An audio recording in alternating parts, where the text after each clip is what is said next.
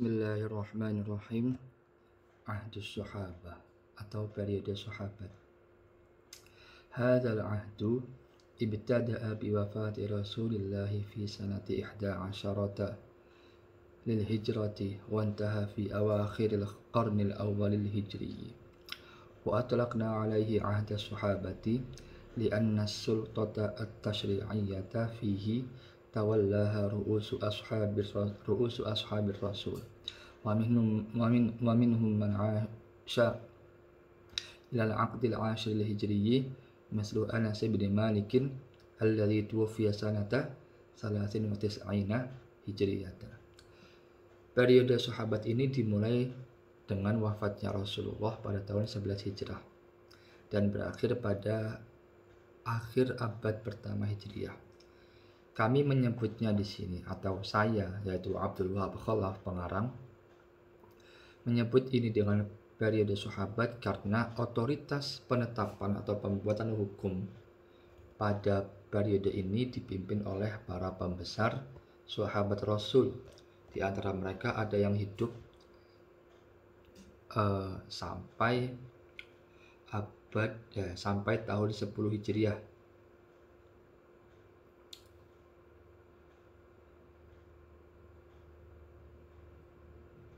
Yaitu seperti Anas bin Malik, atau bahkan sampai abad pertama Hijriah, akhir abad pertama Hijriah tadi. Wa hadzal ahdu huwa ahdu tafsir at-tashri'i wa fathi abwabil istinbati fi ma la nassa fihi min al-waqa'i fa inna ru'usa sahabati sadarat anhum ara'un katsiratun fi tafsir nususil ahkami fil Qur'ani was sunnati tu'addu marji'an tashri'iyyatan li tafsiriha wa tabyiniha wa sadarat anhum fatawa katsiratun bi ahkamin fi waqa'i ala nassa fiha tu'tabaru asasan lil ijtihadi wal istinbati. Periode ini disebut periode interpretasi dalam penetapan hukum Islam dan juga terbukanya pintu-pintu istinbat atau penggalian terhadap teks-teks syariat yang dilakukan pada hal-hal yang tidak ada nasnya atau teksnya pada berbagai peristiwa yang terjadi di masyarakat. Para pembesar sahabat ini kemudian mengeluarkan bahwa para sahabat ini, khususnya para pembesar sahabat, banyak mengeluarkan pendapat yang dari pendapat ini diproduksilah pendapat-pendapat yang kemudian menjadi interpretasi atau tafsir terhadap teks-teks hukum di dalam Al-Quran dan Sunnah yang kemudian dianggap sebagai rujukan tasyri' untuk menjelaskan dan menafsiri dan menjelaskan hukum-hukum. Dari mereka muncullah atau keluarlah banyak fatwa terhadap hukum-hukum suatu di berbagai peristiwa yang tidak ada teks di dalam hukum-hukum tersebut yang kemudian menjadi pondasi atau prinsip bagi ijtihad dan istinbat. Maksudnya adalah bahwa pada periode ini sahabat itu punya peran untuk mengeluarkan hukum-hukum, terutama hukum-hukum itu tidak dijelaskan secara teksnya di dalam Al-Quran maupun Sunnah, dengan melakukan apa? Yang namanya istinbat. Dari mereka inilah kemudian pendapat-pendapatnya itu dijadikan rujukan dalam menetapkan hukum. Rujukan ini kemudian dijadikan tafsir dan juga tabyin bagi era setelahnya. Dan dari generasi sahabat ini kemudian banyak muncul fatwa-fatwa hukum pada berbagai peristiwa yang tidak ada teksnya, yang kemudian ini juga dijadikan sebagai pondasi atau prinsip bagi ijtihad dan istinbat. Man tawallahu sultatat tashri'a fi hadzal ahdi. Siapa pemegang otoritas untuk menetapkan hukum dalam periode sahabat ini? Yang pertama yaitu al-ahdu tashri'i al-awwal huwa ahdur rasul.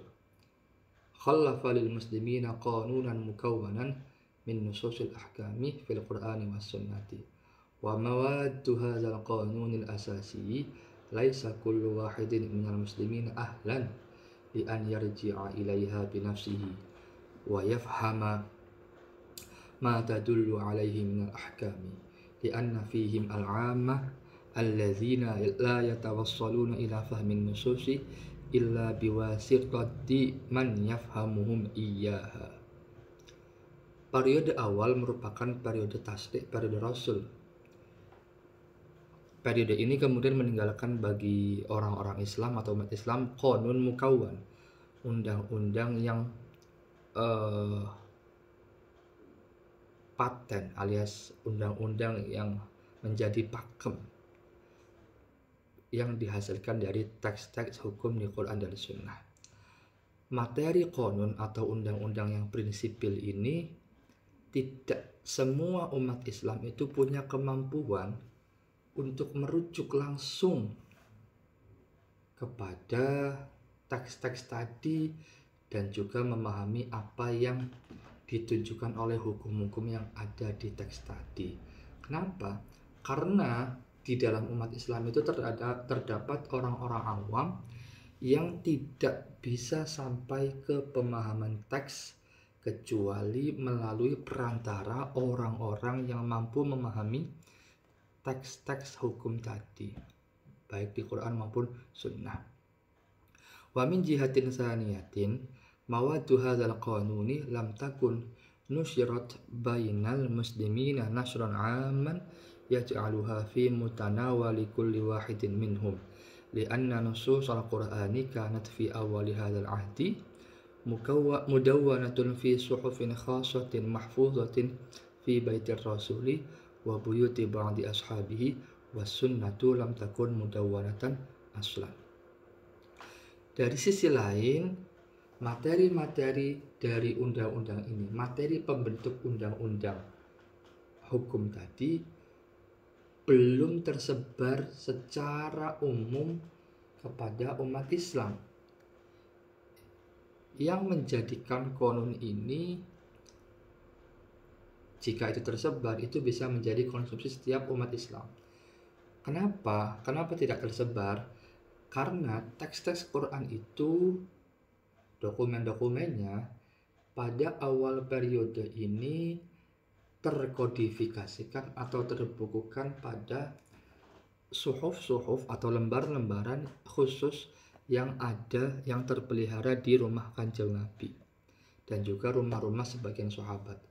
Dan hadis atau sunnah pada periode ini sama sekali belum dibukukan atau kodifikasikan. Wa min jihatin salisatin, dari segi ketiga, dari sisi lain yang ketiga, mawadul qanuni syari'at ahkaman di hawadisa wa aqdiyatin waqa'at hina tashri'iha walam tusyarri' ahkaman li hawadisa fardiyatin yahtamilu wuqu'uha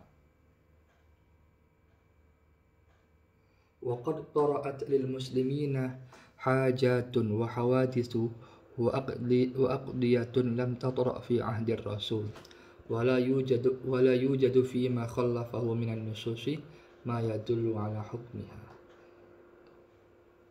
Dari tinjauan yang ketiga, materi-materi undang-undang ini hanya mensyariatkan atau membuat hukum-hukum pada peristiwa-peristiwa dan kejadian-kejadian yang terjadi ketika syariat itu dibuat, dan bukan disyariatkan untuk peristiwa yang akan datang yang masih potensial. Umat Islam itu memiliki banyak peristiwa baru dan juga banyak kebutuhan-kebutuhan baru dan juga perkara-perkara yang sebelumnya belum ada di era Rasul dan juga tidak ditemukan teks mengenai hukum-hukum tadi pada apa yang diwariskan oleh Rasul. Nah, ini adalah tiga faktor, artinya begini. di sisi yang ketiga ini bahwa teks atau konun atau materi dari konun di zaman Nabi itu hanya memberi jawaban untuk peristiwa-peristiwa yang ada di depan mata, bukan yang nanti akan datang. Ini 3 faktor. Nah, dari 3 faktor ini, lihadhil asbabis salasah, ra'al ulama minas sahabah war ru'us fihim anna alaihim wajiban tashri'iyyan la budda ay yaqumu bihi wa hadzal wajibu huwa ay yubayyinu lil muslimina ma yahtaju ila at-tabyin wa tafsir min nususil ahkami fil qur'ani was sunnati wa ay yunshiru bainal muslimina ma hafizu min ayatil qur'ani wa ahaditsir rasuli wa ayyuftu an-nasa fima yatra'u lahum minal waqa'i'i wal aqdiyatil lati la nassa fiha. Dari 3 sebab atau faktor tadi, sebab-sebab tentang kondisi materi teks hukum yang ada pada zaman Nabi. Yang pertama itu tadi bahwa tidak semua orang mampu, faktor pertama, untuk sampai kepada hukum-hukum yang ada di teks kecuali melalui perantara orang-orang yang mampu memahaminya. Dari sisi kedua yaitu bahwa teks atau konun tadi belum tersebar merata di antara orang Islam. Dan dari aspek atau faktor ketiga bahwa materi konun tadi hanya untuk permasalahan yang ada di depan mata, bukan yang masih potensial. Nah, 3 sebab ini menurut para sahabat, mereka memandang bahwa mereka punya kewajiban tasyri'iyyan untuk menetapkan hukum yang harus mereka lakukan.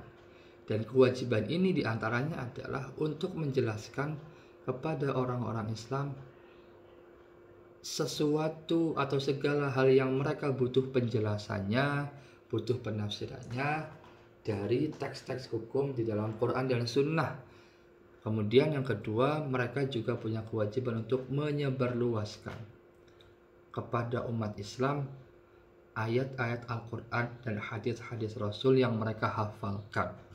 Yang ketiga, mereka juga punya kewajiban untuk berfatwa kepada masyarakat pada hal-hal yang baru terjadi di masyarakat, entah itu mengenai berbagai hal peristiwa dan juga putusan-putusan yang tidak ditemukan teks mengenai hukumnya.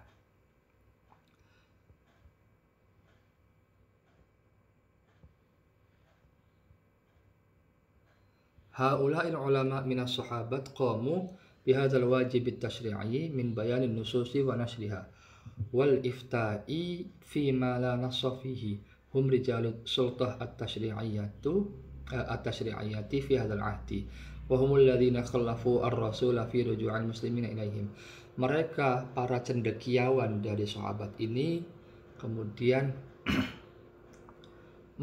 melakukan aktivitas atau kewajiban tasyri' ini dengan cara menjelaskan teks-teks Quran dan hadis dan juga menyebarluaskan hal tersebut, dan juga memberi fatwa pada hal yang tidak ada teksnya, yang kemudian mereka ini merupakan tokoh-tokoh yang punya otoritas dalam pembuatan atau penetapan hukum di periode ini, dan mereka lah orang-orang yang menggantikan Rasul sebagai rujukan bagi orang-orang Islam. Jadi ketika Rasulullah wafat, mereka lah rujukan umat Islam. Walam yaktasibu hadzal haqqa at-tasyri'iyya min ta'yinil khalifati aw intikhabil ummah wa innama kasabuhu bimumayyizatihim asy-syakhsiyah allati imtazu biha. Kenyataan tasyri', kenyataan mereka menjadi penetap hukum ini tidak diperoleh dengan penunjukan khalifah atau pemilihan umum.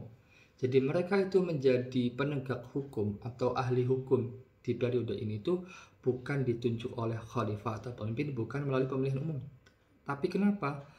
Tapi semata-mata mereka itu punya keistimewaan secara personal masing-masing itu yang mereka miliki sendiri, alias yang mereka miliki mengenai pengetahuan hukum itu. Jadi ahli hukum atau mufti itu, para sahabat itu bukan ditunjuk oleh khalifah, tapi memang mereka sudah istimewa. Kenapa? Faqad talat suhbatuhum lirrasuli wa hafidhu anhul Qur'an was sunnah. Mereka itu adalah orang-orang yang membersamai Rasulullah dalam waktu yang lama dan juga sudah menghafal Al-Quran dan hadis. Wa syahadu asbaba nuzulil ayati wa wurudis sunani wa katsirin minhum kanu mustashari rasuli fi ijtihadihi. Mereka juga menyaksikan sebab turunnya ayat dan sebab turunnya hadis.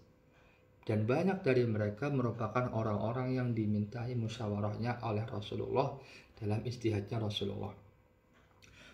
Falihadhil mazaya kanu ahlan li ayyubayyinu an-nususa wa yajtahidu fi ma la nassa fihi wa ahlan li ayyarji'al muslimuna ilaihim wa yathiqu bima yasduru anhum min bayanin aw ifta'in. Oleh sebab keistimewaan ini, mereka itu menjadi ahli dalam menjelaskan teks-teks dan juga berijtihad ketika ada permasalahan yang tidak ditemukan nas atau teksnya. Dan mereka juga menjadi ahli yang menjadi rujukannya orang-orang muslim atau umat Islam untuk mencari jawaban, dan mereka adalah orang-orang yang bisa dipercaya atas semua hal yang keluar dari pendapat mereka, baik itu berupa penjelasan ataupun fatwa. Wa min asyhari haula'il muftin minas sahabah bil Madinah al-khulafa'ul arba'ah ar-rasyidun wa Zaid bin Sabit wa Ubay bin Ka'b wa Abdullah bin Umar wa Aisyatu. Di antara para mufti sahabat yang terkenal di Madinah, di antaranya Khulafaul Arba'ah Ar-Rasyidun, Zaid bin Sabit, Ubay bin Ka'ab, Abdullah bin Umar, Aisyah. Wa bi Makkah Abdullah bin Abbas, wa bil Kufah. Di Makkah ada Abdullah bin Abbas, wa bil Kufah Ali bin Abi Thalib wa Abdullah bin Mas'ud. Di Kufah ada Ali bin Abi Thalib dan Abdullah bin Mas'ud. Wa bil Basrah Anas bin Malik wa Abu Musa al-Asy'ari. Di Basrah ada Anas bin Malik dan Abu Musa al-Asy'ari. Wa bisyami Mu'adz bin Jabalin wa Ubadah bin Samit. Wa bi Misr Abdullah bin Amr ibn al-As. Di Syam ada Mu'adz bin Jabal dan Ubadah bin Samit. Di Mesir ada Abdullah bin Amr ibn al-As. Wa adadu man arrafu